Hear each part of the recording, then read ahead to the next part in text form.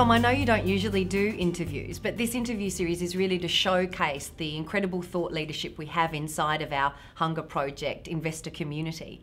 So why did you choose to get involved in the Hunger Project? So I got involved in the Hunger Project through a good friend of mine, a guy named Rick Ball, who's on the development board. And Rick is a very senior executive at Morgan Stanley. And so he sort of got me involved very slowly, started to explain to me all about the philosophy behind the Hunger Project, which is really not about giving, but about enabling people to help themselves. And so I think as someone who's in business and someone that really respects the rules of economics and demand and supply, it's something that really appealed to me, that the world's problems aren't going to go away by just a simple give out, and that the principles behind helping people help themselves was something that really attracted me to it. You've been to Bangladesh on a leadership trip and you've seen entrepreneurship in action there. What did you learn? Whilst we may be a lot more sophisticated here in the types of businesses we build and the way in which we build those businesses, the fundamental things still hold true in Bangladesh. So we went to an ice cream factory. You know, it was a very, very simple setup. It's just a warehouse, and the guy took cream and milk and he sort of froze it onto a stick. And basically, you know, that was his business, and he was a success case. You met him, he was full of energy, he was extremely welcoming. And so, you know, one of the things that hold true in business and entrepreneurism is that wherever you go in the world, at the end of the day, drive and if you have the drive and you have the will, you can succeed, you know, whether you're in Bangladesh or whether you're in Australia or whether in the United States or United Kingdom. So that was one thing that was very interesting for me. So I guess that's something that's been important for you, this drive and passion for what it is that you do. Tell us about your business background and what you think it takes to be successful in business. So basically I'm an investor in IT businesses in Australia. Basically invest in concepts of small businesses, try and build them up and create value. So in terms of success and my personal values and beliefs in business, I think there's really three key things. One is passion, second is perseverance, and the third is relationships.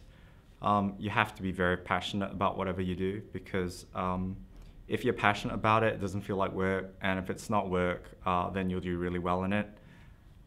Secondly, perseverance. Success isn't easy, because if it was, everyone would be successful. And the fundamental difference between those who are successful and aren't successful is the perseverance.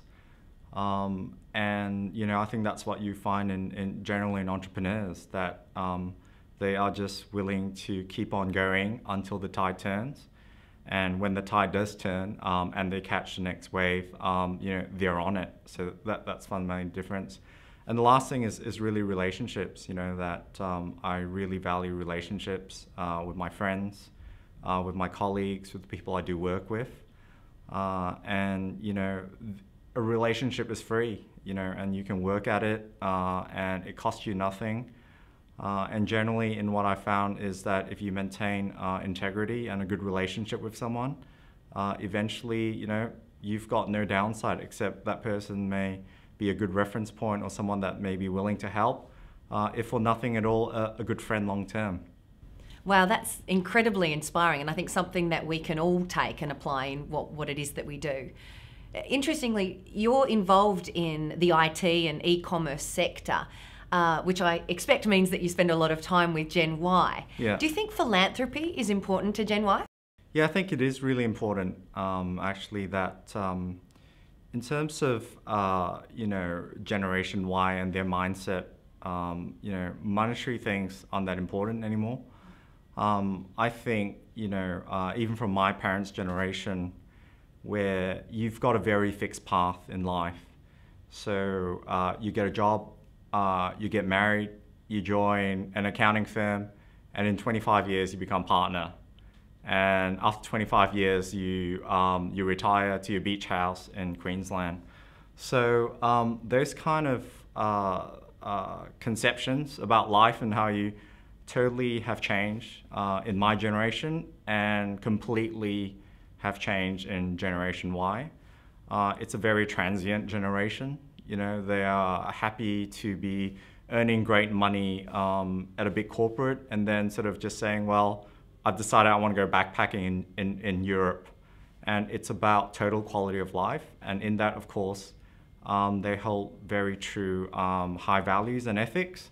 And philanthropy is a big part of it. And, you know, it's fair to say also that, you know, beyond just giving, they're very astute. You know, it's the information generation. They're on the internet. They read press stories about how, you know, every 80 cents you give goes to a head office or something like that. So they're very, very astute in the way they want to give. They want to feel involved when they give. So it's not also about money. So, you know, all the concepts of which the Hunger Project stand for are something that should really appeal to them. How has being involved with the Hunger Project changed you personally? The first thing is there's just a great group of people behind it. On the board, investors. I have made lifelong friendships, I can say, through the Hunger Project itself. And it's very low key, you know. I think a lot of people who are, for want of a better word, in leadership positions all the time in work, sometimes like to not be in that position when it comes to something they're passionate about, something that they're personal about. And charity's one of that. You know, we're not on TV running ads 24 hours a week. We're not in the newspaper doing a 99-cent drive or something like that. It's a very low-key but very influential and leveraged charity. So in terms of how it's changed me, you know, I think you are definitely grateful for everything you have. And there's so many cliches about charity, but, you know, in a place like Bangladesh, where, you know, clean water is a luxury, and safety is a luxury, and education is a luxury. You just sort of figure out, you know, how lucky you are every day, and, you know, what little you give is so meaningful and so leveraged to these people. Going to Bangladesh has obviously touched you very deeply. For those of us who haven't been on a trip like that, what can we learn from what you saw in the villages there from these men and women? Hope. That's definitely the word. You know, we take it for granted every day. You know, I have friends who are, you know, many of us would envy in terms of material wealth, and they wake up and they complain, and this is so and this is bad, and that didn't really work out. But you go into a village there, and they've got no running water, they've got no bed or mattress, you know, they're on mud floors, they're sitting by a tree. But when the bus rolls in, the community hall gets filled, and every one of them comes with an absolute warm welcome. And you can see hope in their eyes, and hope and happiness to engage with you as someone that's foreign, to see the things that you've brought, to share and exchange ideas. And, you know, I think that's the most powerful thing that we can learn from them, that despite their surroundings, there's still so much hope of all ages, you know, from the 5-year-old to the 65-year-old lady you see. When you go and greet them, they're warm, they're happy to see you, and, you know, yes, they can make a difference. They are absolutely ready to make a difference at any age.